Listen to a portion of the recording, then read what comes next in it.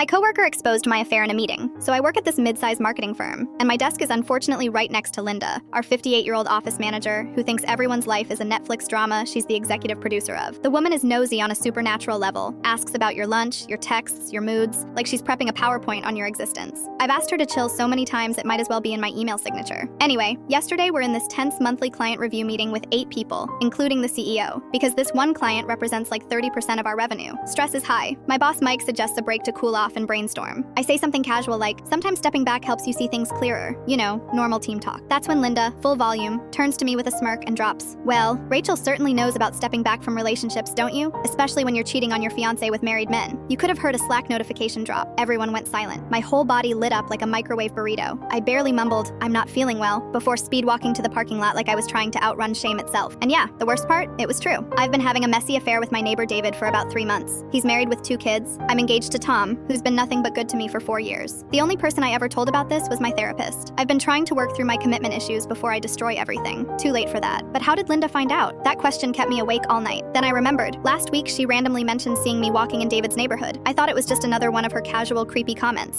Nope, turns out Linda's been stalking me. I called in sick the next day and went straight to a lawyer. I explained everything, and he immediately said, "Document this, all of it." I pulled the building's security footage, and boom, there's Linda's Toyota behind my car on 3 different days. Girl was tailing me like a budget PI. Next morning, I show up at work with a letter from my lawyer and ask for an emergency meeting with HR and Mike. Linda's already there crying like a toddler at a toy store. "I didn't mean to hurt you. I was just worried you were making bad choices." Bad choices? Lady, you stalked me and then called me out in front of our entire team like you were on a soapbox. Mike tries to brush it off. Personality clashes, he calls it. Until my lawyer spells out lawsuit, harassment, and privacy violation like he's playing legal bingo. Then Mike turns into a human version of uh-oh. Then it gets worse. HR asked Linda to turn over anything she had regarding her concerns. She brought out a literal notebook. This woman has been keeping logs on every employee like she's auditioning for the FBI. Sarah from accounting's divorce, documented. James from sales leaving early for job interviews, time-stamped. Lisa's pregnancy, not even public yet, but somehow already in Linda's baby bingo book. She had license plates, photos, surveillance notes. It was disturbing. Mike's face turned ghost white. I'm pretty sure he saw his career flash before his eyes. Linda got fired on the spot, not just because of me, but because it turns out half the office had complained about her for years. Mike always dismissed it as her being motherly. Yeah, well, Mother Linda had a full dossier on everyone like she was Homeland Security. Now my lawyer's helping me press harassment and stalking charges. The company offered me a fat settlement to avoid a lawsuit. I took it. I just want this over. But Linda, she's been calling me nonstop, crying, saying she'll lose her house, her benefits, that she was just trying to help people make better choices. And here's the twist that I didn't see coming. As awful as it was, being exposed like that forced me to face my crap. I broke things off with David that same night. I told Tom everything. We're in couples counseling now. We may not make it, but for the first time in months, I'm not hiding anymore. Linda thought she was playing God in the office.